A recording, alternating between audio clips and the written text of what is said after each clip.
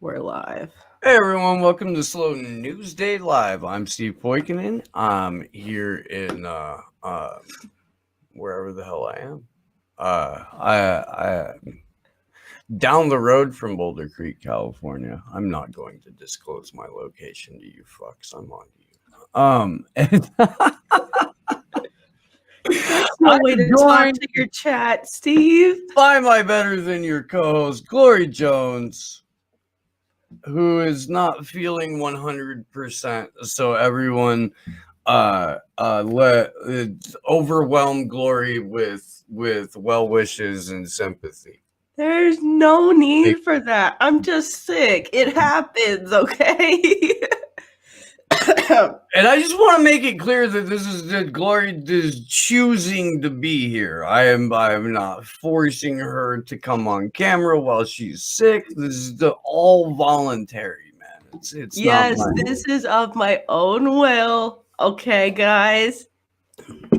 So we're a Steve little was being bit all dad we're a and little bit shit. late to start today, and I'm sorry for that. We're supposed to have Ford Fischer. We talked yesterday. I emailed them the link like 35, 40 minutes ago. Not sure what has happened or if there was a miscommunication, but we'll figure that bit out.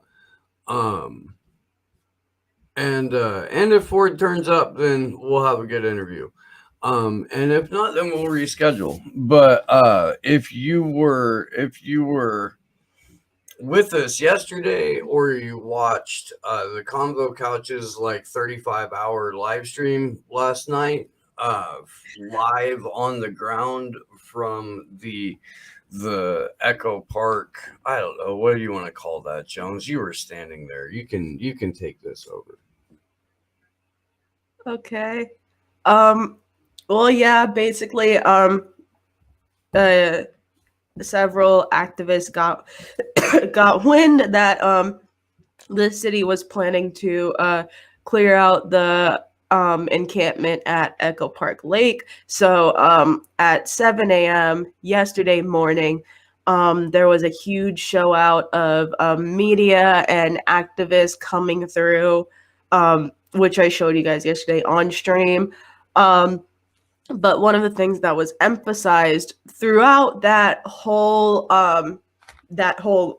thing is making sure that you come back tonight, because if there's anything we know about the city and LAPD and the unhoused population in Los Angeles, it's that they work at night.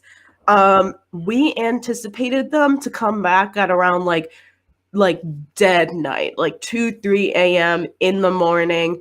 And then you guys saw yesterday how at around 6:55 p.m.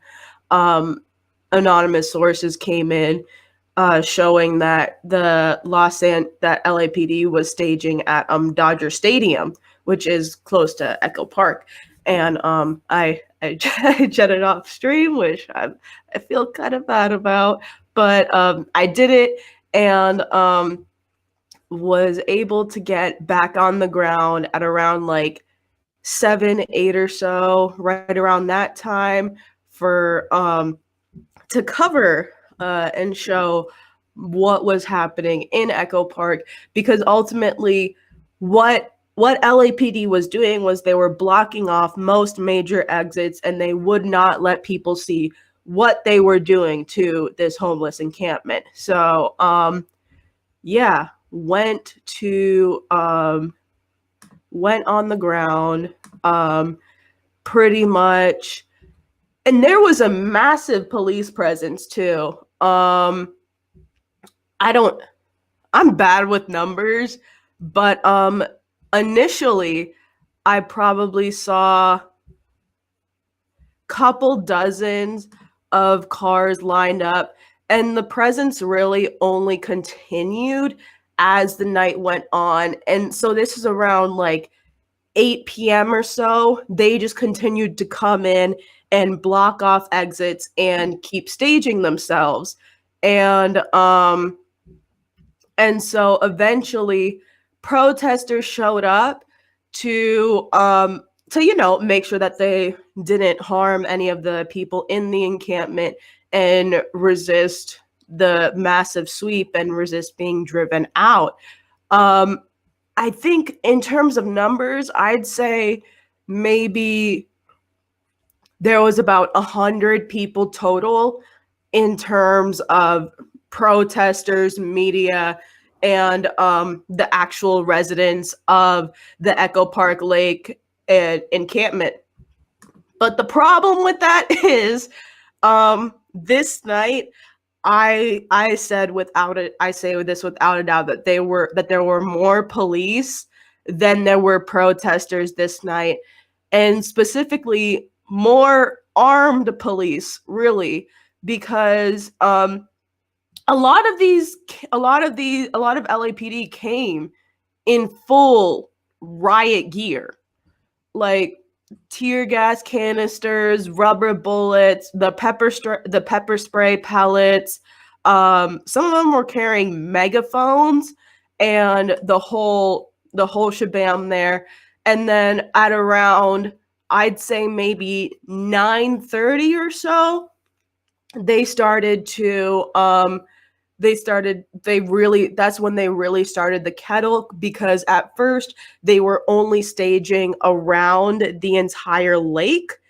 But basically at around 9:30 or so, that was when they actually started like expanding beyond their temporary holdings and really beginning to push activists back. So this is essentially along Glendale Boulevard, where most of them, there was still more around the lake, but along Glendale Boulevard, around north of Glendale Boulevard, was where most of them were initially staged, just fucking baton happy cunts. And yeah, this dude was specifically baton happy. It's always the short cops that are most baton happy. But yeah, so then they set up a skirmish line and started pushing more and more activists back. You can see more coming kind of back here, and they continued. The protesters continued to kind of stand as solid as possible, despite the fact that police were very much pressing on. And yeah, so that continued, and then they kept pushing south. It was specifically in maybe like their third or fourth push south when they started getting more and more aggressive. That was when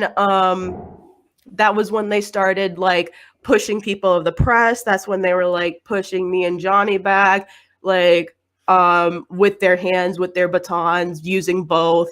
At one point, they literally tackled a man in front of me. Found out later that man actually broke his arm because he was just straight up tackled to the ground. And what sucks was they were kettling people that were on the sidewalk and close to the lake as well. So like if they're pushing you back, you can't watch your step as effectively. So like if you trip over a root and fall, you're kind of screwed, because that's how the man in front of me kind of got caught, was he was watching his step. But what happened was, because he was so busy watching his step, he was moving slower and got caught kind of in the path of this LAPD officer. And oh, Ford's here. I'm so sorry. I'm sorry. No worries. I just got here. Yeah, a little late.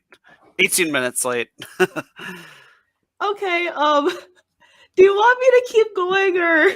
Well, I mean, we can come back. I mean, no worries. I didn't see the beginning of this. I don't know how much time Ford has. I'm glad he's here. It's certainly worth discussing. It'd actually be kind of fun to have, a comparison analysis. Well, did I see you're discussing a police kettle? I just got here a little bit late. Yeah, so this was last night. I Glory was heard the chat wishes, and I was like, okay, they must be trying to tell me something, and I'm like, oh my god, Ford's here. Glory was on the ground in Echo Park, the neighborhood of Los Angeles last night. Because Oh yeah, I saw there was like a conflict that happened there over a homeless community. They were trying to clear out an encampment or something. Yeah. Oh, you were there. So, and you got kettled. Yeah. I mean, they kettled everyone pretty much because they blocked off every single exit, and then they set up a line and just continued to push us like further and further south. Eventually, me, Johnny, and a couple other people in the press were able to get behind one of the lines just because and I can show that really quickly. And I can show that really quickly. Me, Johnny, were able to get behind the line at least. That's Johnny Buttons, Johnny Hollywood from the Convo Couch. Yeah. I don't know how many times you met the dude, but he was. Oh no, he was there Wednesday, not Thursday, because Thursday he was under the weather. Did they actually arrest anybody, or did they do the kind of tactic where they kettle people and then slowly let them out so they're not arrested, but they can't do anything else? It was more so that second one, but pretty much because there was one arrest made because someone threw a water bottle at them or some kind of bottle, and they fired a shot off into the crowd. So yeah, one arrest was made as a result of that, but it never escalated to the point where like they deployed more than one canister of tear gas. Right. Yeah. Well, I guess we should introduce Ford. Yeah. I have a couple things I can say about that, but yeah. Co-founder of News to share raw footage fucking guru. You're a guru, Ford. Fair enough. You are. Ford Fischer, welcome to the show. But I can't believe we haven't had you on yet. I apologize for that. It's an oversight. You're yeah, no, it was cool filming at the anti-censorship rallies that you guys were also at, and so yeah, awesome to be on your actual show that does that task, fighting the censorship. And I not on purpose, just because it was the cleanest dirty shirt that I had in front of me. I wore the Convo Couch shirt for that event today. Yes. No, it was good. Huh? There's a fuck censorship logo behind my head. Oh, there is. Because so April 11th. In Los Angeles, we're holding a We Are All Assange event and a fuck censorship event.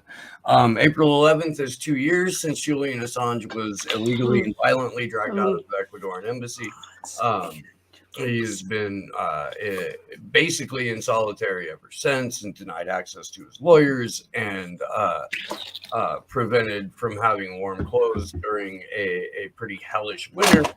And it's fucking out of hand. So we're going to commemorate that. Ford, I want to. God, there's a whole bunch of shit that I would like to talk to you about. But I want to say how much fun it was to stand in front of CNN. Oh, yeah, that was funny. So, I mean, it was an interesting... So, to the people who are watching who might not know, we're talking about the event that was an anti-censorship and free Assange event, and I was there, obviously, live streaming it and sort of shooting raw footage. But it was funny because people there were talking about the one issue that I actually advocate on, right? So myself, I cover stuff and I try not to state an opinion. But the one thing that I do state an opinion on is press freedom, because I kind of think that every journalist basically should inherently stand for that. You should stand for kind of the job that you're doing of informing people. And so it was interesting for me because it was the one time that I covered a protest for which it was a subject that I've actually advocated myself. So I actually put like a little disclaimer before I live streamed it. I tweeted like, just for the record, I've actually like made statements and written about this exact subject. So it was interesting to cover something where I could kind of openly note that like I'm on that side. Yeah, because you're known for not, for not adding your 2 cents while you're at an event, for just giving the real time footage of what's going on, and a lot of times you get copyright strikes, or you get content strikes, or you get videos removed, and how much of that do you think is a technocratic authority trying to memory hole reality, and how much is it just perhaps the algorithm fucked up? Yeah, so I don't think I haven't really gotten copyright, or I don't think I've ever gotten copyright strikes. Not copyright, which is specifically about. So I mean, all of my material is original. I will say that the one time a copyright gets in my way is that sometimes people will play copyrighted music out loud at a protest that I'm filming, and then YouTube thinks that I've stolen somebody's music. But other than that, copyright's not really the issue. But in the last couple of months, it's been a couple of like community guideline strikes, because I've filmed situations in which somebody who I have filmed, including the president of the United States, has claimed that the election was stolen. And so that's YouTube's current, like, absolutely unacceptable thing to have filmed somebody say. And to be clear, it's never been me saying that thing. But for example, when I filmed Donald Trump on January 6th giving a speech ahead of the insurrection situation, I posted the entire speech that he filmed, and that was removed from YouTube. Similarly, I filmed on January 6th in the early morning, people assembling in front of the Capitol for an hour. Those were people who thought the election was stolen. That was removed and gave me a warning. And then I got suspended from YouTube for a week when I filmed a group of people basically protesting. They were like right-wing religious Christian people who were talking about anti-gay and anti-abortion and stuff like that. And there was somebody who yelled at them, "I still believe the election was stolen, but," and then he said, you are preaching the wrong form of Christianity. Shame on you guys. Shame on you guys." So it was a Trump supporter who thought that those right-wing guys were wrong. And YouTube suspended me for a week because my video included that guy saying the sentence, "I still believe the election was stolen, but," and it didn't matter the context of the whole rest of the thing. So, I mean, basically it just shows that they're being super, super narrow, right? Like a single thing that goes against their policy in any way, like they don't give you any benefit of the doubt, sort of, if you're independent media. But I mean, needless to say, like, I'm sure that CNN has covered people making these sorts of claims, and they are certainly not moderated with the same, kind of critical eye. Fuck no, man. That's for sure. It's one thing. Like, I don't know, dude. I have a lot of respect for you, what you do, because your work gets ripped off. Your work gets, content strikes and shit like that. And again, all you're doing is just showing raw, real-time footage of what's going on, and of conversations that you're not going to see, typically, on not just on mainstream media, but you're not going to have the sort of like cross-ideological conversations that take place at a lot of these protests that you've been able to film on most independent media channels. It's all just, people who sort of like have a lane and have a thought bubble, and then get very upset with you if you go out of that thought bubble. And we don't do that here. And subsequently have raise the ire of any number of ideologues, but fuck them. QAnon context warnings. Yeah, we get the QAnon context warnings now, and this show. What does that mean? Like YouTube is marking your content with like see an additional source or something like that. So it's they want people to think that like we are espousing QAnon related or QAnon adjacent conspiracy theories. with this channel specifically has debunked the whole QAnon bullshit from like day one, which makes it extra funny because we've been telling everyone since it hit. Like, I wonder whether it's just doing that based on like keywords, right? So if you're spending a bunch of time saying, "Oh, QAnon is stupid," "QAnon is like the dumbest thing ever," "This is not real," whatever, it's here's you say QAnon, QAnon, QAnon, and then I have a small and then groups you screenshot in of with the what people it who talk looks about like. One of them, like I remember one of the last ones we got, like we didn't even say QAnon for the whole episode. Huh. Like we were going over Davos or something, like stuff that they said at Davos. Yeah, we were covering the World Economic Forum panels and specifically showing clips like from the panels and discussing what the panelists said at the World Economic Forum. And we got the QAnon context warning. That particular one, there was I think legislation, if not a call for legislation to classify people who advocated against the COVID jab as domestic terrorists. Just today, and we'll cover it on this show in detail, like later on. But just today, Dick Durbin introduced like his domestic terrorism bill, and I was in DC on the 6th. I don't know if I saw you specifically that morning. I know that like Burmis and I were hanging out right where the sort of the human capital started, where there was like the big backpack mound. And that's where we had spent I think most of the time there. And then he was on the side where the windows got smashed later on in the day. I was on the back side that faces the Washington Monument. So I had a completely the front back side. I had a completely different experience. Right. So if you were on the Washington Monument side, then you were on the opposite side that I spent most of my time. So I mostly covered the east side. Basically, once they started kind of climbing up the wall, I went all the way around to the east side. I remember, like, I was kind of following the crowd, filming whatever was going to happen. But when they started climbing up both the stairs and the wall, I was like, no way, I'm not going to be able to go up that, like with all this equipment and stuff. So I ran all the way around, and that's how I ended up on the opposite side. But it was interesting because every single person who was there covering it really had a different like journey or path covering it.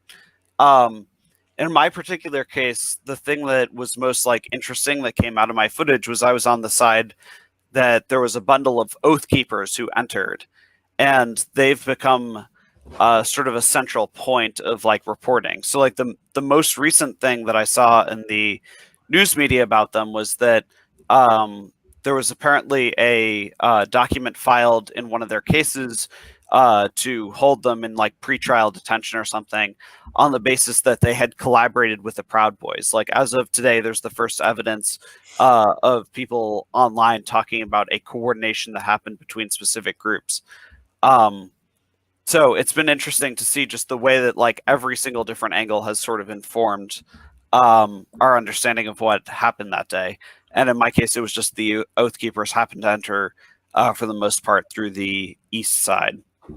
But so you were on the Washington Monument side, so you were on the west side. Mm-hmm. Do you want to sort of describe what was your experience? So we got up there later. Like I think after all the major like shenanigans, it was probably like 3:30, 4 o'clock, maybe a little after 4. When so that would be after the initial breach, but but long before it was cleared. Yeah. Oh no, I mean people were still hanging banners, allegedly, but no, there was still a lot of activity going on, and there was a group of people, probably I don't know, 80 or 100, who were reciting the Pledge of Allegiance, and then immediately afterwards they started chanting, "We love people."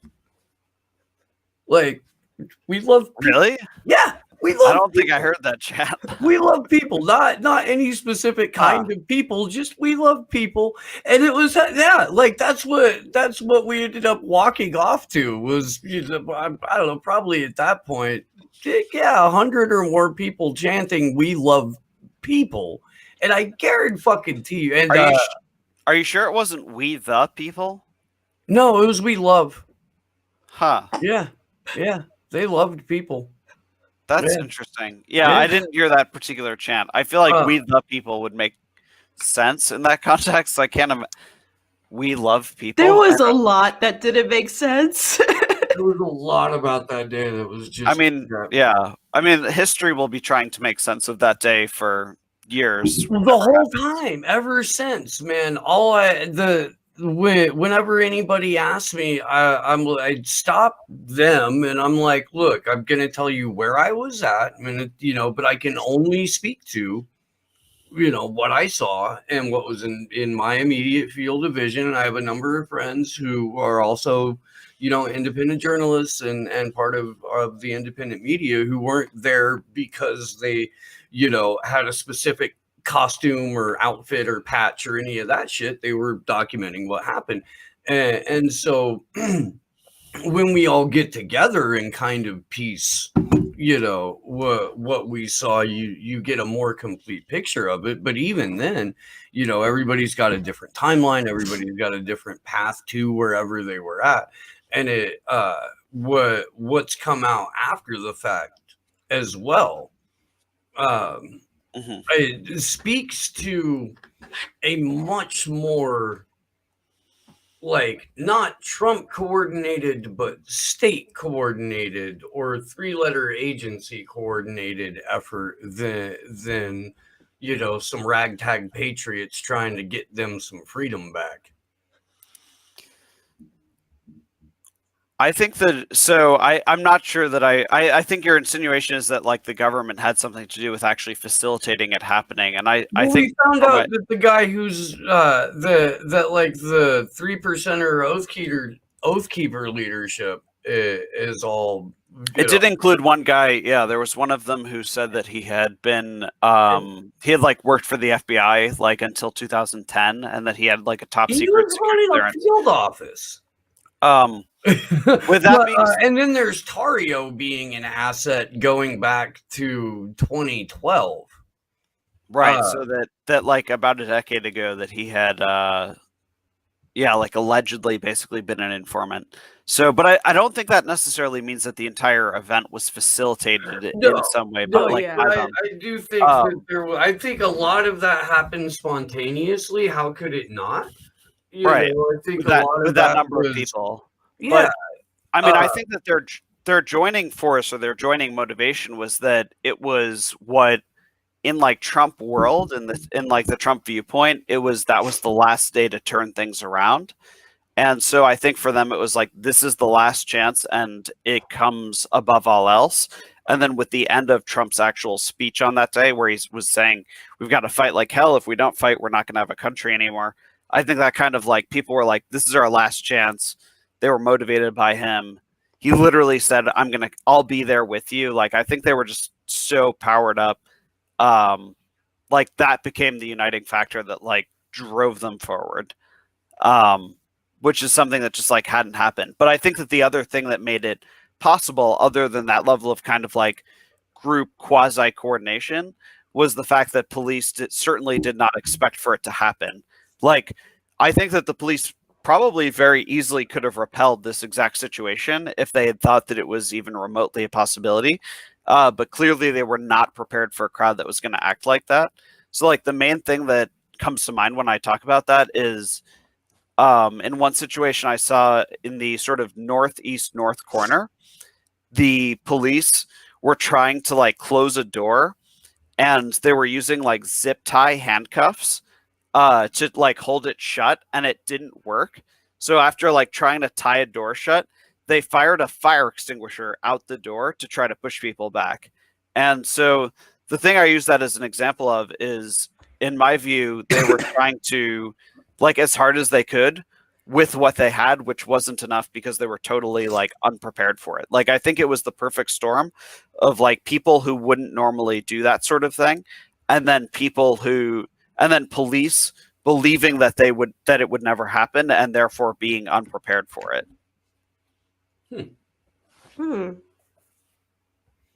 I think that there was I personally think that at least within the organizational leadership of the Oath Keepers and the Proud Boys, there was some direction there. I think whatever happened after that was natural, and it's weird seeing how people are so desperate to make the mob like a murderous pillaging one, and the extent to which they're trying to make the one police officer who died like the poster boy victim of domestic terrorism in the United States. Do you have any thoughts about that? Like, are you familiar with the legislation that's coming forward about? Yeah, I know what you're talking about. At this point, I don't think we know exactly. I feel like I'd be reserved about commenting on it. There were very early reports that claimed to have a very specific sort of cause of death, but I mean, to people who don't know, Officer, shoot, I forget his name now. Sicknick. He died the following day of a stroke. And so now 2 people have been charged. In part, my understanding is because of footage that the Convo Couch captured. Yeah. 2 people have been charged with assaulting Officer Sicknick, but they were not charged with his murder or manslaughter or anything like that. So at least for now, the exact cause of death isn't known, which is to say that those people who assaulted him by macing him or whatever did not necessarily cause his death. So that's kind of what the news has been analyzing, and in the very first couple of days sort of jumped to conclusions. But at this point, it's clear that it's unclear. Yeah. Well, I mean, and that's what we were kind of screaming at CNN and Fox and NBC about when we were there on the 17th, was give Convo Couch their money if you're going to rip off their footage. The whole part about, hey, yo, where's my check? Yeah, I mean, absolutely. No, which I mean is something that you're freaking all too familiar with, I'm sure. Yeah, so I mean, if big outlets use independent outlets coverage, they need to, like anybody else, they have to pay them, right? So either reach out to them and offer sort of a licensing fee, or if there's not an agreement and they just steal it, then you go after them. So my understanding is, yeah, Convo Couch's footage from that moment was stolen by like every single news agency, and then they were chanting outside CNN like, "You owe us a check." So I mean, but honestly, it's true, they do owe them a check. The New York Times was just using it on their website. Like, I mean, everybody just went and grabbed that, and then I don't know the details. I don't know what any particular outlet or another has come at them with for an offer. I don't know any of that shit. I do know that within hours of us leaving CNN, they emailed the Convo Couch and said, "Hey, could we use your footage?" Right. Like, yeah, that was how they found out about it. That just one outlet asked them, and then everyone else had just stolen it. Just ridiculous. Just absolutely no. I think, well, before the fact, one outlet had asked them, and I can't remember who that was. Maybe I think it was Washington, but I don't want to get it wrong. So, but it definitely was not CNN. And then the day that we stood in front of their building and called them thieves and told them to pay pasta and fee, they did in fact email. And I'm not, inflated enough to think that that's because of us. But I will probably tell my grandchildren that. Yeah. So again, it was interesting to see the combination of a value that I actually like talk about, not stealing people's footage and so forth, and like in the protests that I'm covering, which is the normal, subject that I cover as activism. So how did news kind of a to weird share experience. how did news to share come about, and is it like, where does your personal philosophy about press freedom play into the fact that you don't add commentary, or is that just because you think it's important to see the events as they happen in general? Sure. So I will answer this, but then I do have to get going pretty soon. Okay. So You got a protest to cover? no, I just got to head off. But Okay. Started News to Share while I was in college with another then student, and it sort of started with covering the Black Lives Matter movement in 2014 and 2015. And so that's sort of where we got a taste for covering activism. And our approach was to do raw footage so that it would be sort of a primary source perspective rather than sort of a secondary source like the media that uses sort of telling you what to think about something rather than just sort of showing it to you. And so in terms of like press freedom, the idea that I have is basically that objective media can only threaten illegitimate authority.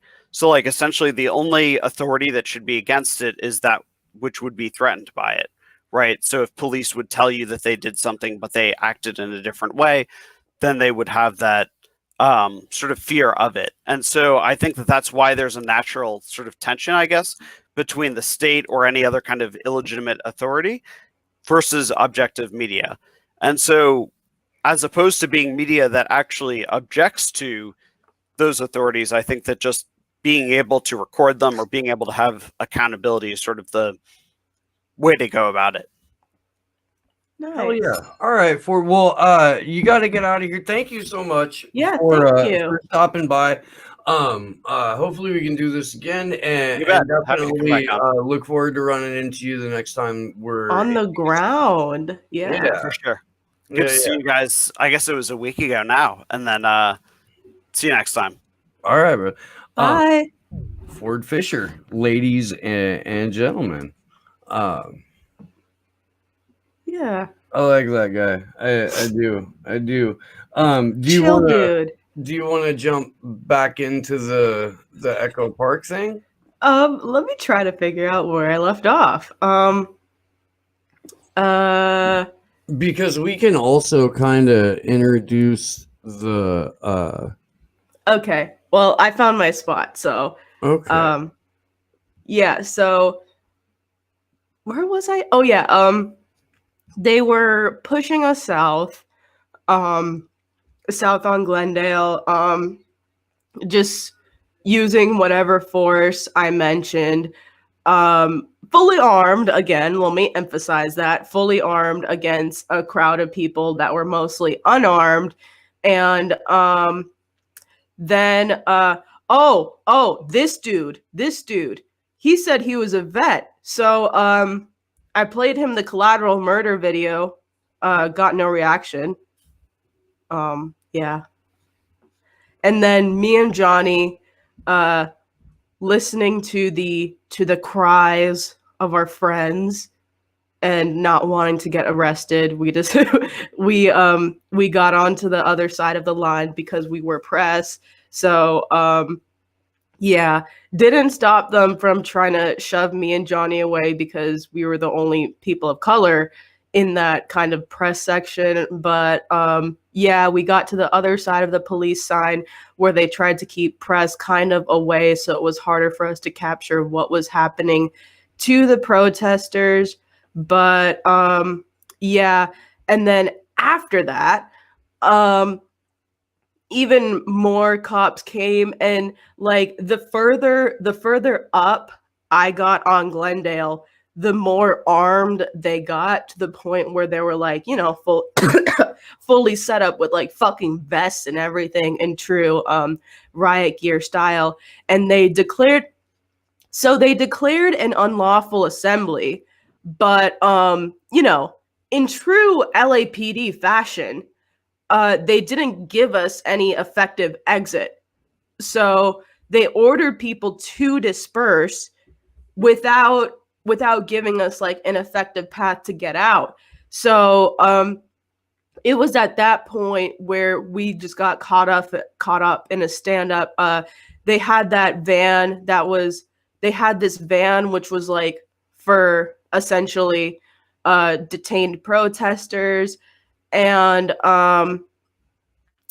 at that point yeah, they just kept marching forward. But also what happened was the actual activists that were there, they kind of recognized this, and they kind of took matters in their own hands to attempt to peacefully disperse.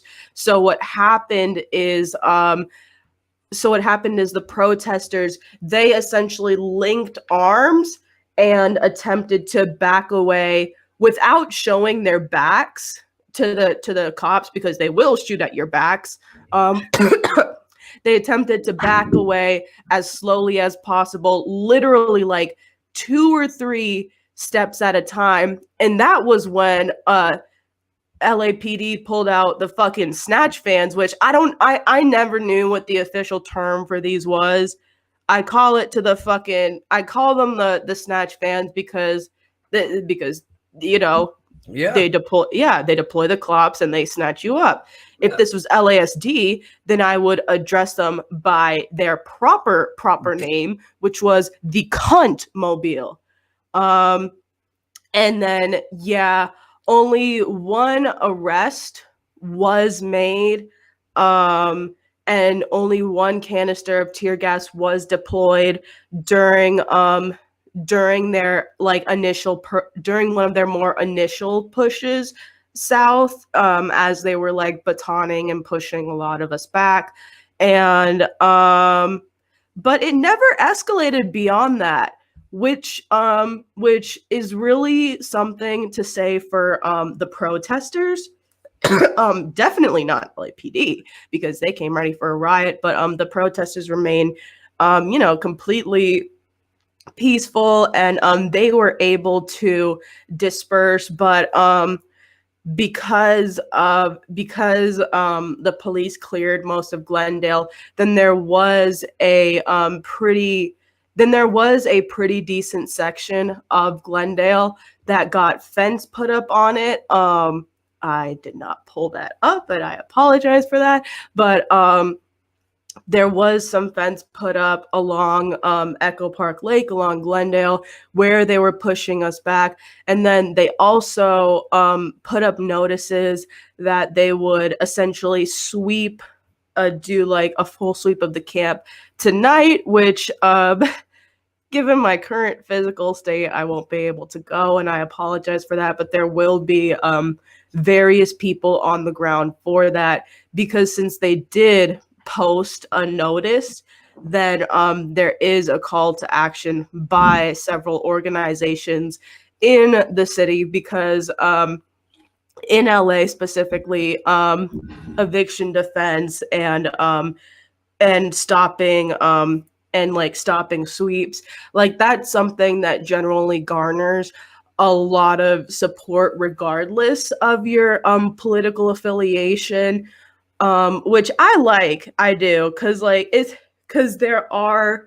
a significant number of people on the left who I disagree with, but will work with at events like these, because there is a lot of DSA type of people who do good work in raising alarms on this kind of stuff, in making calls to action to try and prevent sweeps in the community and in homeless encampments like Echo Park. So and of course our good friend in city council, Bitch O'Farrell, he made it clear last night. He released a statement that LAPD was called at the helm of his hand, which I mean we all knew. Like, we all knew that that's what they were doing in secret. But I mean, he put out an official statement last night about it, that they were going to do it peacefully, despite the fact that someone's arm was broken by LAPD and tear gas was deployed. So, yeah. Well, that counts as peaceful, right? You know what One sucks? broken arm, some tear gas, one You know arrest. what sucks is a broken arm, some tear gas, a rubber bullet fired, and an hours long standoff with LAPD batoning you back in the middle of the night is honestly peaceful by LAPD standards. That's the sad part of it. Fucking cartoon. Hunter Carranza, thank you very much for the tip over on the rock fin. Super Ray Jones. Aw, thanks, Steve. I know you're not feeling well. I got to do what I can. Aw, that's so sweet of you. Hunter, I hope you and your dude can come see us on the 11th in Los Angeles. Hell yeah, we finna be in Hollywood. I know you. Hold up, I'm gonna put the image in front just for y'all.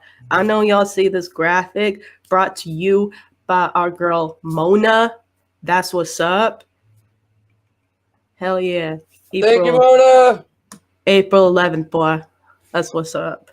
And then on the 10th, we're putting together a press panel for LA independent media and local organizers. We're going to invite all of LA's independent media. Yeah.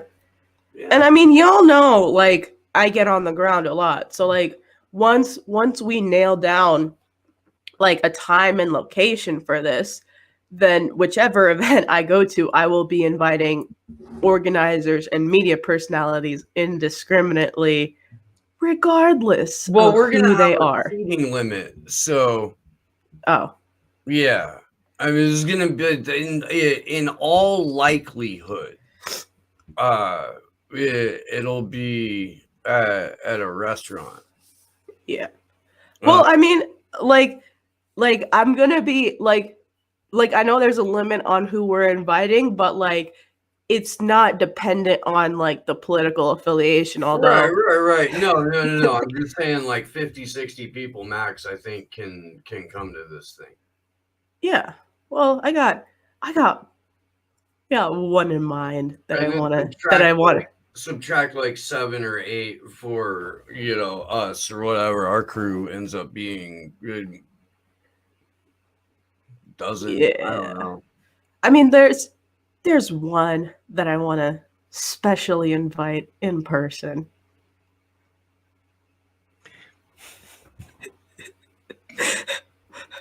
We need to. Yeah, I want to have like Julian in the glass fishbowl on the press panel flyer. Oh, okay. But if we have anyone in here who is graphically inclined, because it's not Steve and it is most definitely not me. Most definitely not me. I am trying to pull up the picture of him behind the glass here. But yeah, guys, they put Julian Assange behind a glass panel, but not fucking Nazis during the Nuremberg trials. How do you... What's up, bruh? Come on. A journalist and publisher is being tortured and treated worse than a war criminal in court. And some people can't bring themselves to say his name. Yeah. It's Julian Assange.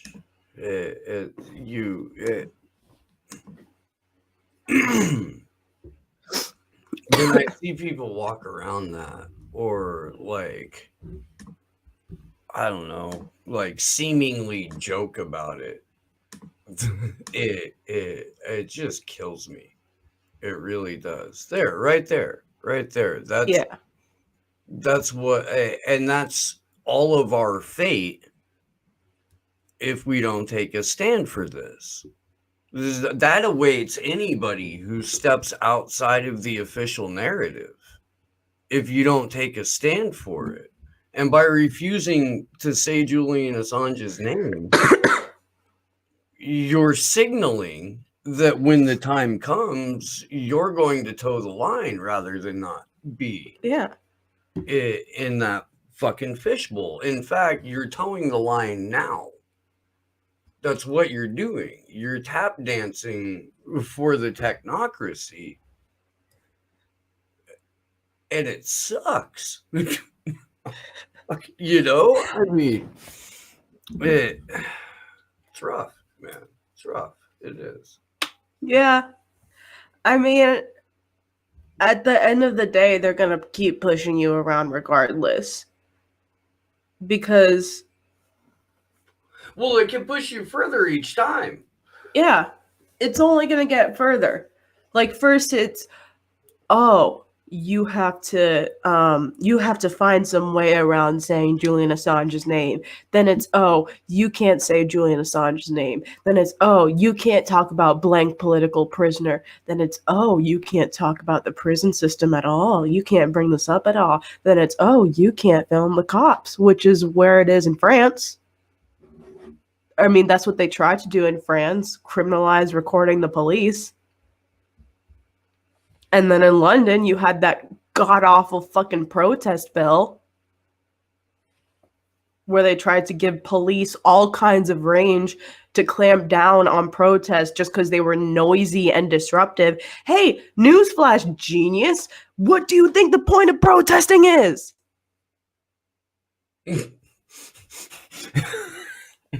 Like, oh, I'm sorry, your protest is too noisy. Huh? Okay, thank you. That's what we're trying to do. Fucking ugh.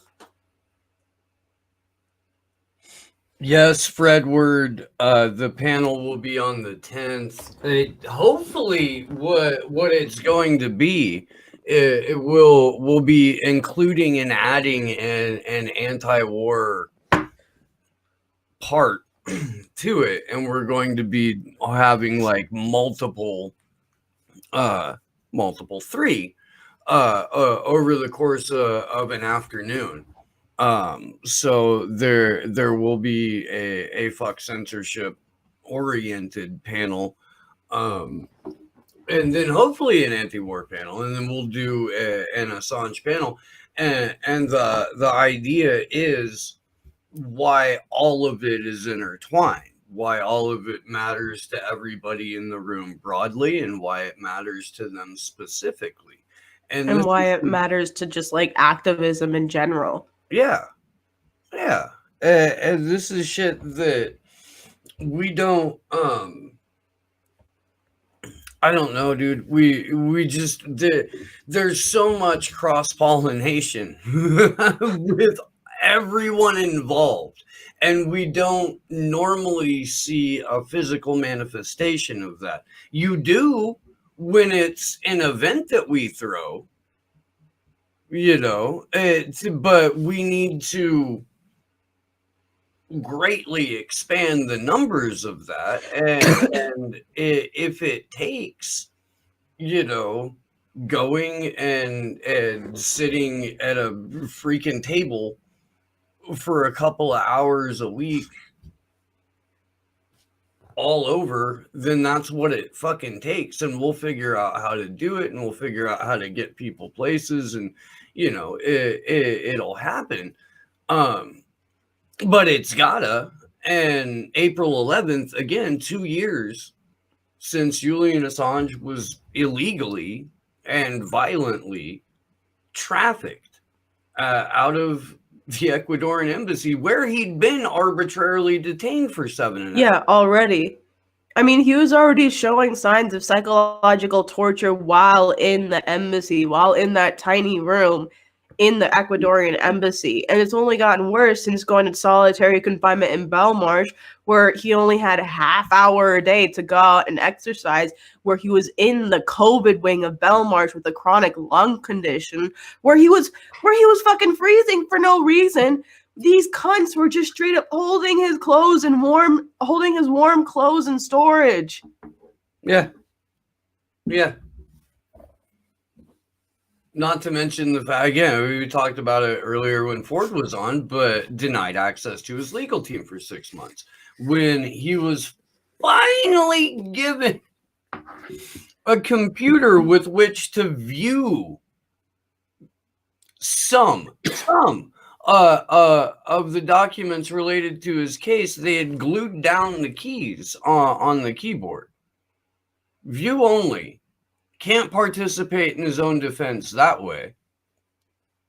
Would have to make a notation and wait for a meeting that, may take 6 months. Yeah. To discuss a point with his attorneys. Yeah, Are it's you like that. fucking kidding me? It's like you're the founder of WikiLeaks that's been in prison for almost 2 years. You finally get a laptop and the keys are glued down. Like, imagine what that does to your mind. Imagine what it does to your mind to be in the courtroom January 4th. Vanessa Baratzer denies extradition. Or in the order itself, orders that Julian Assange is to be immediately discharged from Belmarsh. Then come Wednesday and she denies bail. I can't imagine what that would do to my mind if I was in Julian's position. Oh, dude, look, it's something that you would try to prepare for the absolute worst every time, but in this particular case, it's the absolute worst every time. Yeah. Well, we were all prepared. Say his fucking name. Yeah. Well, we were all prepared for the absolute worst, but then we were given a glimmer of hope after, extradition was denied and Vanessa Bratzer's own order. It ordered his release. And I think it was Consortium News was saying that he smiled in court for the first time. Oh yeah. Yeah, that was that was heartbreaking to think of that. Think of him finally gaining a glimmer of happiness and then being denied bail again.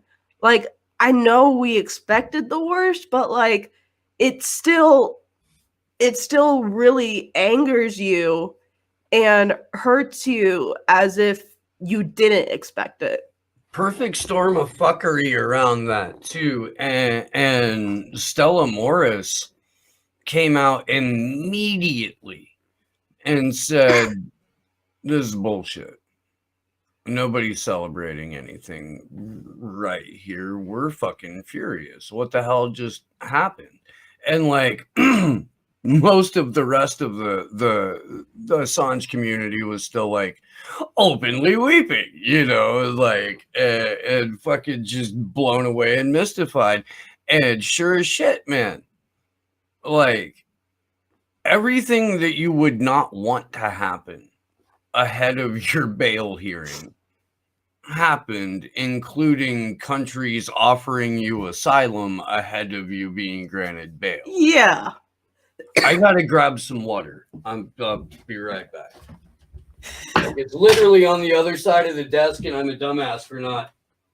Guys, he's pulling a yellow vest on me. I'm right freaking here, dude. Yellow. Jesus Christ, that fucking such a weird experience. That was the most hilarious debate I've ever witnessed in my life. And it made me watch Slow News Day regularly. Yay! And much love to Nico House. Yes, Nico. We love you. You're fam, always. Mayor Mir, thank you. Jesus, that's awesome. Aww. Hashtag we are all Assange and hugs. Dude, we need to have some sort of organizational meeting or something like that, because this should be, everywhere. this event on the 11th. Like Mhm. I can't encourage people enough to, please Yeah. go host the thing. Yeah. And if you need a hand, um, we'll do our best. And at least help get you started. Yeah. And I mean, there's already like protests that we know are going to happen. Like obviously LA. There's going to be something in DC, probably North Carolina, Boston, Denver, Mexico City with Nat. Nah, that's awesome.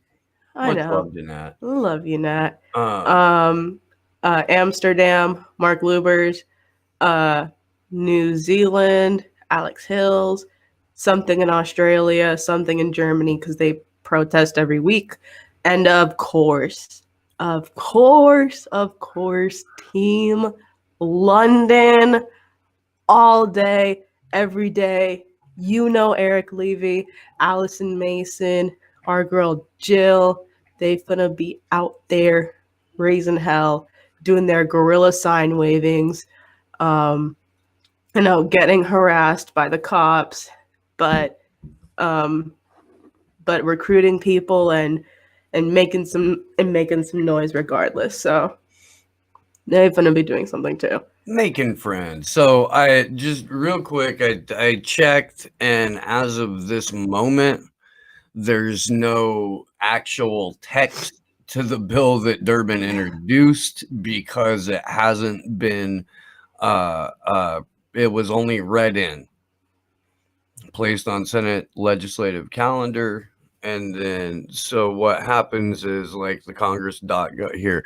But I mean, we can it's one of those bills where like it's a lengthy ass title, so you can already kind of deduce what's in the bill. Yeah, no, I just for everybody's edification, as of 3:20, this is from the web. This is from Congress.gov. Text has not been received for S963.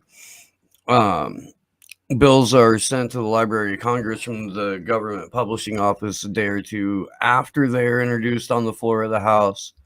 And so I hopefully when we reconvene like Sunday afternoon for that show, or for the following Monday or something like that. Yeah. Did you want to read the title? A bill to authorize dedicated domestic terrorism offices within the Department of Homeland Security, the Department of Justice, and the FBI to analyze and monitor domestic terrorist activity and require the federal government to take steps to prevent domestic terrorism and for other purposes. Yeesh. That's a mouthful.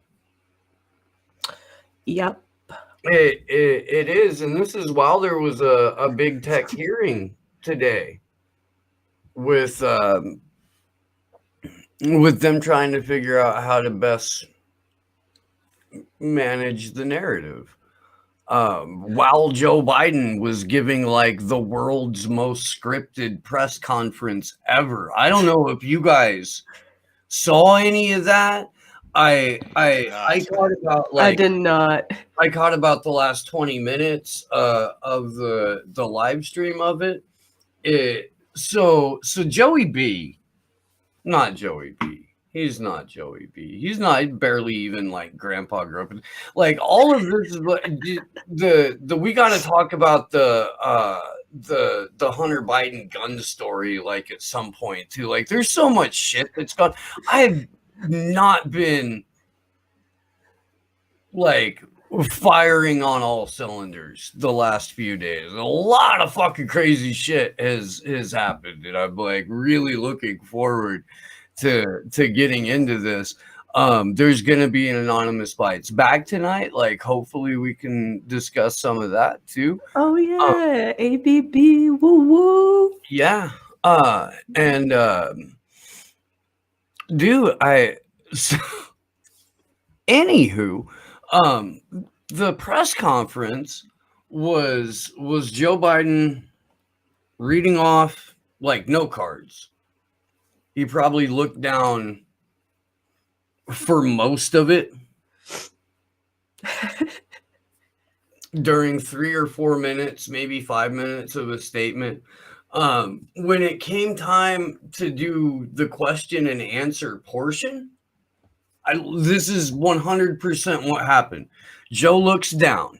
This is the president of the United States, the most popular president ever, the guy who won more votes than Obama. In the 10 million more votes than Barack Obama. This guy, he when it comes time for his first press conference, when it comes time to call on the press, he goes, we have a question from the Associated Press and Ken.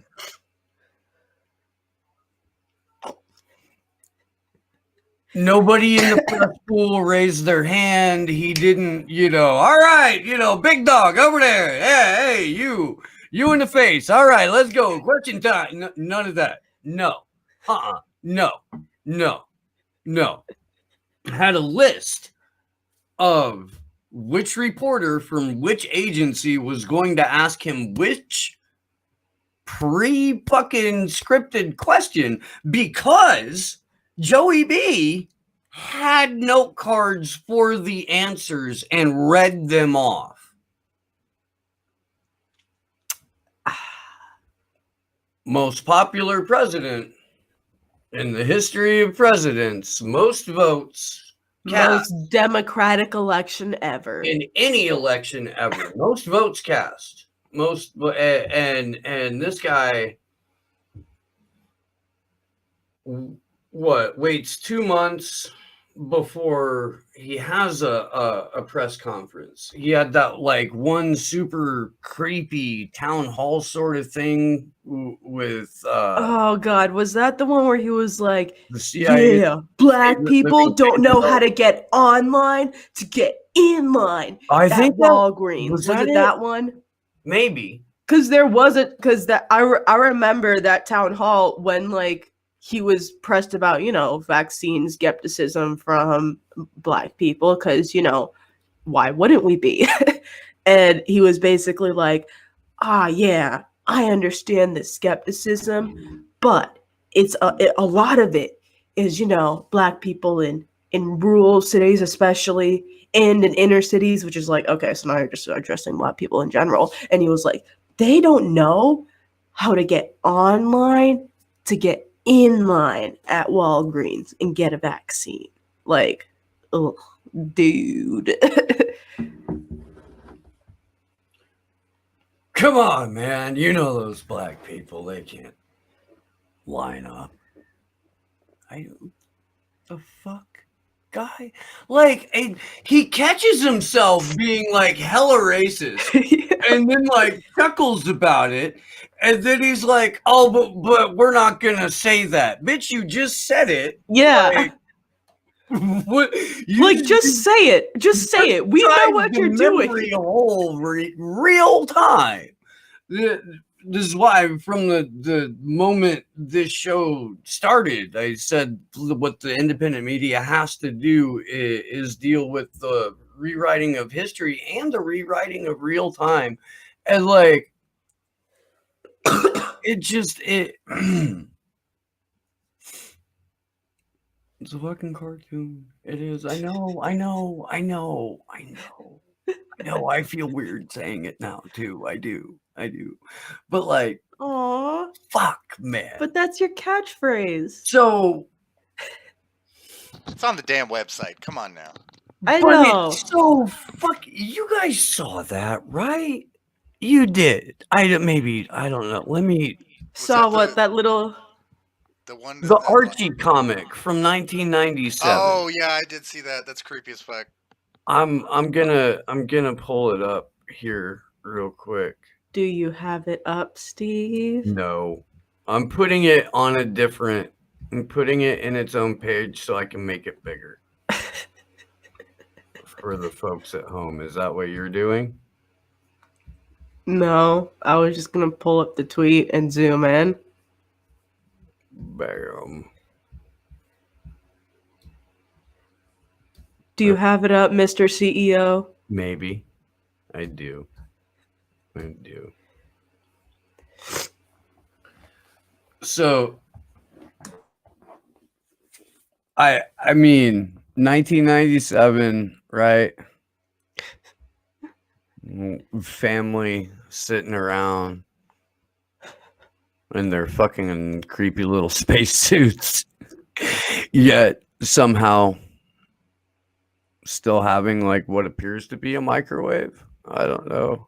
And traditional kettle, right? That's nice. That's nice. And she's going to school, and they say they never have to carry books or worry about the weather in their fucking weird little pants and Ugg boots. And look, is my favorite part right here. Video monitor must remain uncovered at all times. Look at the eye. Look at the eye in the background, that pink eye thing. That's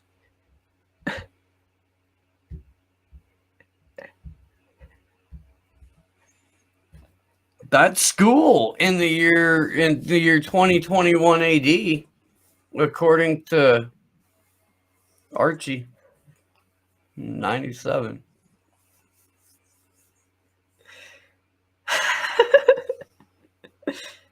Like, I feel weird even saying it, you know, I do, like, but there you go. I mean, shit, dude. Marmot.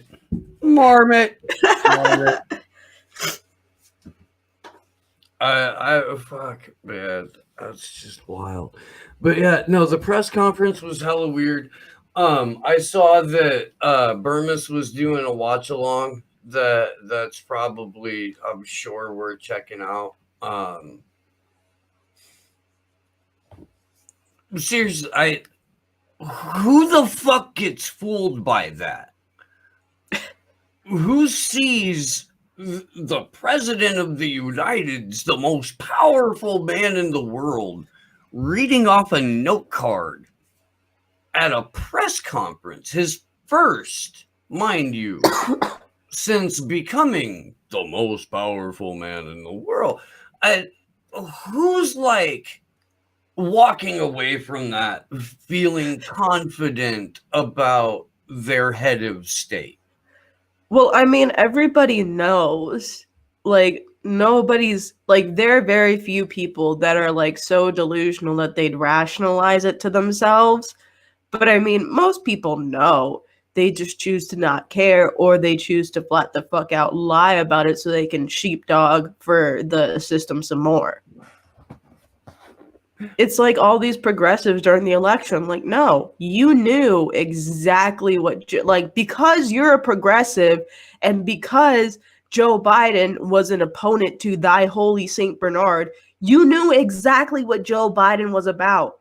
Yet when it came time to toe the line, you chose to sheepdog for him like a douchebag.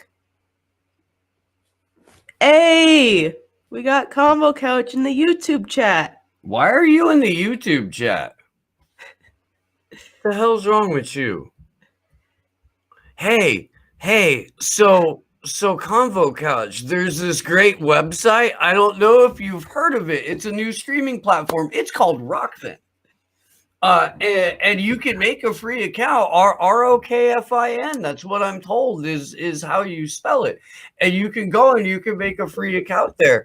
And then if you like what we do or what another show does, perhaps you can endorse that channel for $9.99 a month, and then you get access to all of the premium content on the network. It's fantastic. You should give it a shot. I think you'd like it. In fact, I know a guy who might even be able to help you get your show on the platform.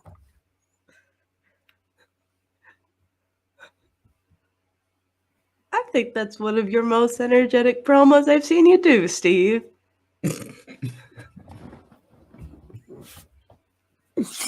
I didn't even say anything horrific, and I kind of feel bad about that. I do. I feel like maybe I should go back and just throw in a couple of like Pope jokes or something. I don't know. I do. I feel a little bad though. Yeah. It's oh my okay. goodness! In the Rockfin chat, there's the convo. Jesus, that was quick. Well done, guys. Well done. So Ford already Such a had damn troll. split. Huh? You being a troll. Hey, we can't help it. Ford had the split, but we did talk about you. If that's, we don't know. Yeah. Yeah, and I'm repping, guys. I am. I love you. I do. Also, you should probably call me before we go on Anonymous Bites Back, because we should probably sort out like some stuff about the 11th. And if you're watching right now wondering what the fuck I'm mumbling about, on April 11th, Ooh, look at Steve with the Julian promos. Assange being illegally and violently trafficked out of the Ecuadorian embassy, we're going to gather in Los Angeles at noon at the CBS building on what is that, Sunset and Gorman. We're going to march up to Hollywood Boulevard and down it, and then we will wind up back on Sunset in front of CNN. And this will be a we are all Assange event, hoping to make it a large international day of action. Will also be a fuck censorship event, and we're hoping to be joined by at least one other group. Really, honestly, like, we kind of need every activist organization in everywhere to be like, you know what? No, we can come together for this post-partisan thing, because we can't even do what we do, advocate the thing we advocate for, without securing a free press. And right now we don't have it. Right now it's sitting in solitary and has to go get thrown into a glass fucking fishbowl before he's paraded in front of a fucking kangaroo.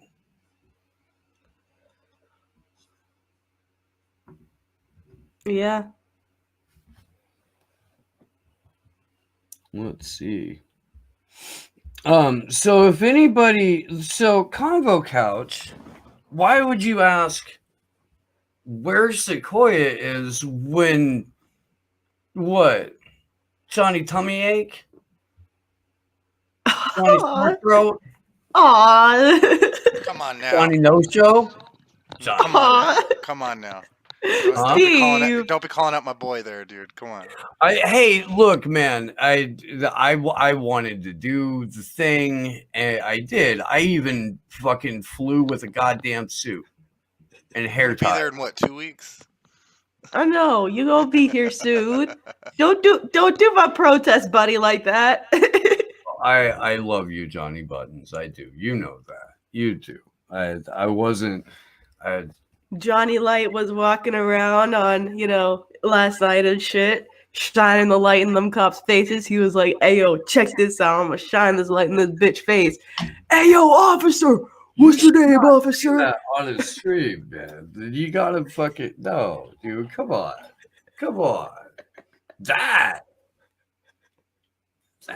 That's busting out your homeboy there. It is. I mean, you can hear him say it on stream. Oh. Hey, Fredward in the Rockfin is asking for a Discord link, Discord invite. Discord.slownewsdayshow.com. Yeah. Oh, and I can get the invite link in like 2 seconds here. Yeah, all that does is it forwards to one of the links that's already there. Oh yeah, I know. But you know, some people don't want to type it in. They just want to click the link directly, and I get that. I get that. Well, we should wrap so we can come back on ABB. Yeah.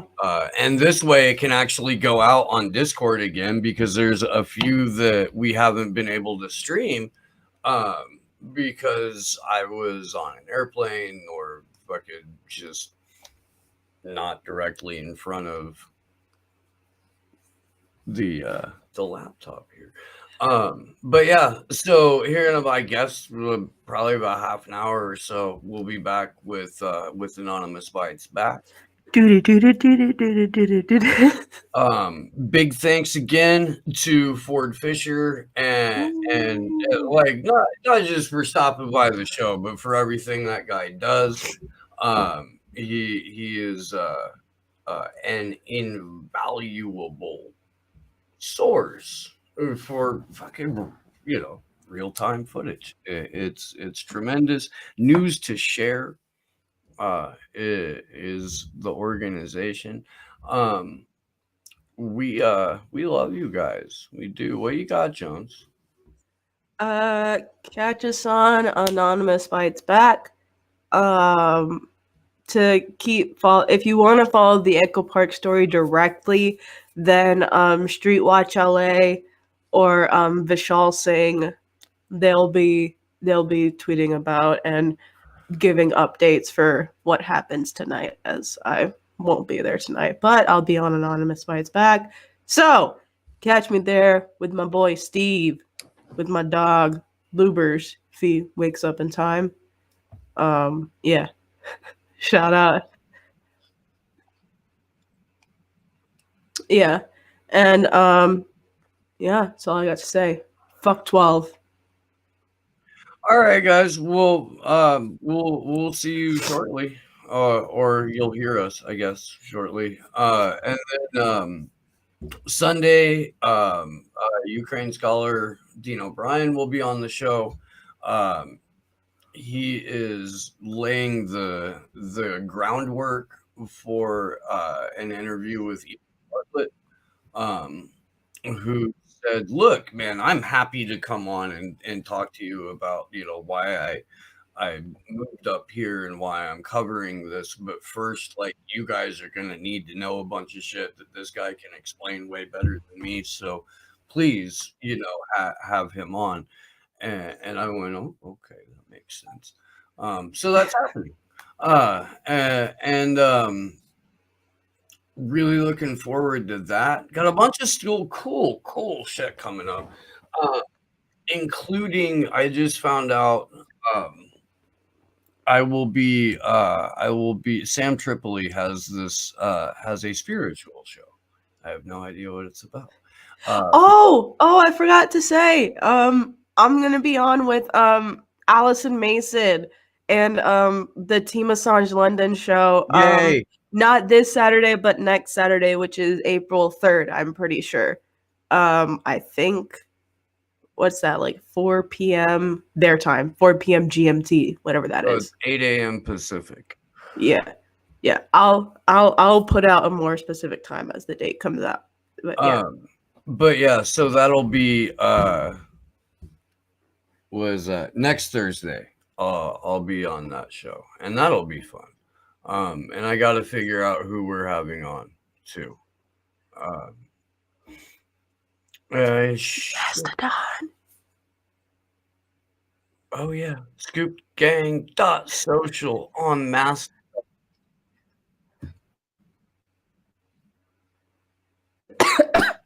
Yeah, no, I never got the fucking. Yeah, we gotta. Anyway, SlowNewsDayShow.com for the full archive of the show and most of the Free Assange vigils. Let's see. I don't know. I think that's about it, man. We got a bunch of cool shit coming up, though. We really do. Oh shit, that's right. Right after Dean O'Brien's on, I'm 99.99% sure that Corey Morningstar is coming on. Nice. Gotta get a confirmation out of her what she suggested Sunday. So, at any rate, we love you guys. Big thanks to Ford again, Sleepy Josh on the ones and twos, my better than your co-host, Glory Jones. Everybody out there in the chats, we love you guys. You're rad. Thank you everyone who threw the super ray. And we'll see you soon. Good luck to us all. Love y'all.